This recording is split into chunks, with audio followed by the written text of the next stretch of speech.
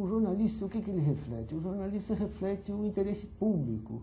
E o interesse público em torno deste caso foi descomunal. E merecia, me parece que merecia realmente todo esse destaque.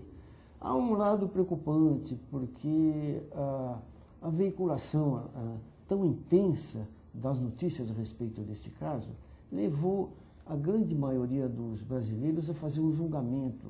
E o julgamento pelo clamor público é sempre muito perigoso. Veja um exemplo assim marcante, né? Um julgamento que houve 2000 anos atrás, em que havia um criminoso, Barrabás, né? E havia um inocente, Jesus Cristo. O clamor público inocentou Barrabás e condenou Jesus Cristo.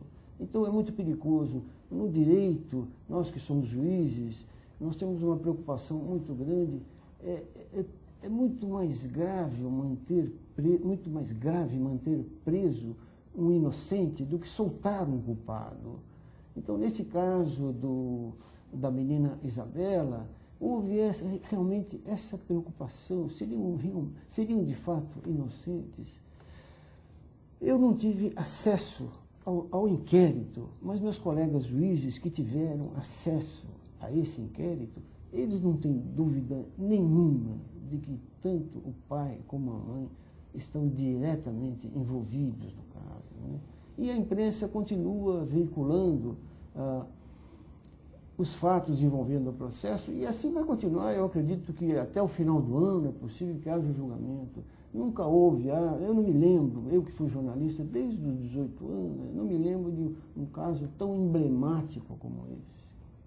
Doutor, até pegando esse gancho que o senhor nos dá aqui, da análise desses autos. No primeiro momento, quando ainda a documentação não estava toda inserida no inquérito, o doutor Canguçu, mesmo objeto de uma pressão muito grande da mídia, do clamor popular, determinou que os réus, na época ainda não eram réus, mas os indiciados fossem postos em liberdade. Num segundo momento, não titubeou na manutenção da prisão. O senhor enxerga hoje o judiciário como uma instituição verdadeiramente independente, uma instituição com poderes garantidos para exercitar a justiça com J maiúsculo? Esse caso, como eu disse, foi emblemático e ela serviu para testar a competência do Tribunal de Justiça do Estado de São Paulo. O processo inicialmente caiu com o desembargador Caio Canguçu de Almeida. Não poderia ter sido uma escolha melhor do computador, porque isso é um sorteio. É aleatória. E o doutor Caio Canguçu de Almeida, ele acertou nas duas ocasiões. Acertou quando colocou o casal em liberdade, porque é uma prisão provisória que não possuía os requisitos legais para a manutenção de uma prisão provisória. Mas depois, quando no pedido da prisão preventiva, quando os autos já vieram ao desembargador, ele teve a oportunidade de dissecar aquele processo, como se disseca um cadáver, né? E ver a responsabilidade do casal. Daí, era o caso de mantê-los na cadeia, e ele fez isso. E tanto estava certa a decisão dele, que o Superior Tribunal de Justiça, em seguida, decidiu da mesma forma. Tá certo. Doutor JB, ainda nesse caso, que é emblemático, nós estamos tirando várias lições, de uma verdadeira tragédia que comove a população, comove as instituições. Assistimos hoje um congresso, parece que um pouco mais atento a essa realidade, também pensando no lado da imprensa. O Congresso acaba de aprovar uma mudança na legislação que muda o rito do júri. Isso já vem desde do assassinato do menino João Hélio, que culminou com a Isabel.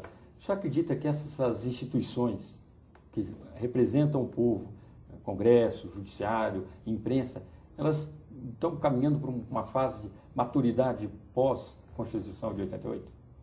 Sem dúvida. À medida que nós vamos trocando experiências e ideias, e isso tem acontecido com esses poderes, com essas áreas, com esses estamentos, nós vamos adquirindo conhecimentos e tirando daí conclusões que levamos para a prática. Eu quero me reportar ao que disse o doutor Aloysio de um julgamento há 2000 anos em que o clamor popular teve influência direta no julgamento, na decisão. É interessante que naquela ocasião, quando Pilatos estava julgando a Jesus, está lá no Evangelho de Mateus, capítulo 27, versículo 19, ele recebeu um recado da sua esposa. E ela dizia: não te envolvas na causa deste justo, porque muito sofri por ele em sonhos. Eu tenho usado isso para mostrar que a intuição feminina é uma realidade, que a sensibilidade feminina, que vai além dos autos, vai além da materialidade da coisa, tem de ser levada em consideração.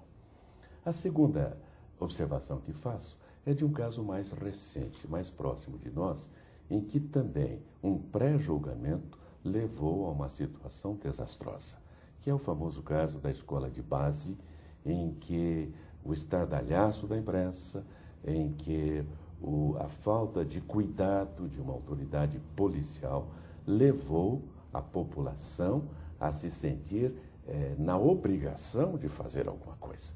E essa alguma coisa, sem dúvida, foi a coisa errada, porque apedrejaram, porque depredaram, porque ofenderam e acabaram destruindo um estabelecimento de ensino e, mais do que isto, as instituições familiares, porque houve consequências danosas, houve lesões para a situação, para a condição moral, pessoal, familiar dos envolvidos. E, ao final, foi-se constatar que nada daquilo que estava sendo alardeado correspondia à realidade. Naquela ocasião, o delegado seccional do centro era o Dr. Gerson Carvalho.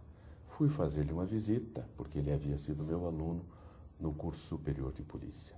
E ele me disse, ele havia avocado o caso assim, ele disse: professor, não há crime aqui. Não há crime. E eu disse: mas o que houve então? Estardalhaço da imprensa sobre alguma coisa que vazou indevidamente, e todo esse clamor levou a esse tumulto. Na realidade, não há crime. E uma outra observação que faço dentro dessas considerações a respeito de imprensa, a respeito de tumulto, a respeito de clamor popular.